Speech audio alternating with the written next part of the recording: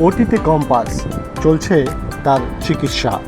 এদিকে মোনালিসা রয়েছে প্রান্তিকের বাড়ি, তার শ্বশুর বাড়ি।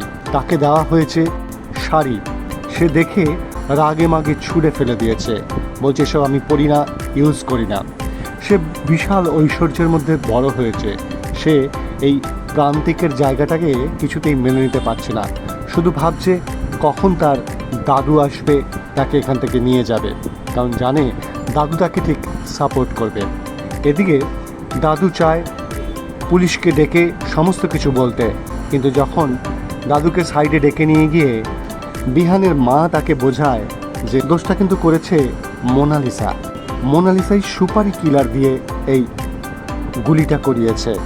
সেই কথা শুনে দাদু চুপ হয়ে যায় এবং দাদু বুঝতে পারে এতে মোনালিসার জীবনে অঘটন ঘটে যেতে পারে। এদিকে হঠাৎ দেখা গেল ওটি থেকে লোক বেরোলো, গুলিও বার করা হয়ে গেছে কম্পাসের, কিন্তু গুলি বার করতে গিয়ে তার প্রচুর রক্তপাত ঘটেছে, তাকে এখনই রক্ত দিতে হবে। এরপর জানার জন্য আপনাকে দেখতে হবে এক ক্লিকে বিনোদন।